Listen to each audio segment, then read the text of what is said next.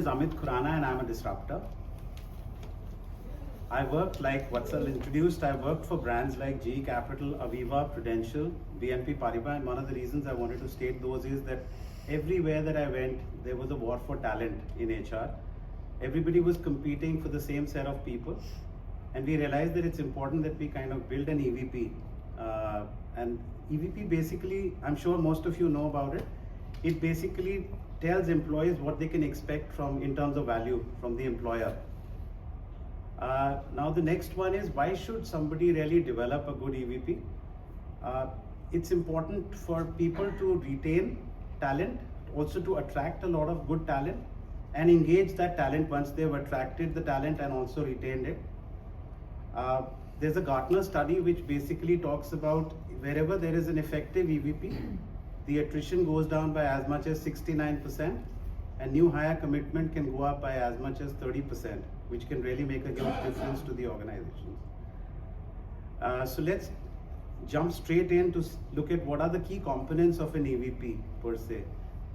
It's career growth opportunities, it's about a good culture, it's about learning and development, and it's also about compensation and benefits. So those are the four elements that are there into it. I'll take one at a time. So in terms of growth opportunity, it's all about internal job postings. People want to know, employees want to know, is there a career path for me? Is there mentorship? Is there leadership training that's there for me? In terms of compensation and benefits, it's gone beyond just the salary. It's more around vacation time, pay time, flexible benefits. People want more work from home. So that's a very, very important one. In terms of work culture, people want a great work experience when they go to work. They want inclusion, they want respect, they want transparency in the way they are treated at their workplaces, and that makes a huge difference. And in terms of learning opportunity, they want an opportunity to be allowed to grow and develop, and that's where they need coaching, mentoring, upskilling. Those come in really, really big in terms of employee requirements. Now, one of the mistakes most CEOs and HR heads make is they tend to think that they can develop an EVP and top down, whereas that never works. I mean, they are thinking in a certain direction, which may be northeast, whereas actually what's required is it should be bottoms up in terms of they should do surveys, they should do focus groups, and they should also do a lot of exit interviews with some of the people who worked with the organization earlier. And so there's a survey which is up to 40 questions, and it basically has all whys in it, saying that why should you join the organization? It asks employees why should they stay with the organization. It also asks them that if they were to leave, why would they leave the system? And if they were to rejoin, then why would they rejoin? So, and once you have all of those answered in an EVP, then it's all about integrating the EVP in the employee life cycle, starting from attraction to recruitment to onboarding, developing, and right till separation. It's very important to have it in all aspects. Now that we've defined the EVP, it's important to have a couple of key takeaways which are there. I wish we could present this there, so I had a lot of slides. I'll try to still do a good job.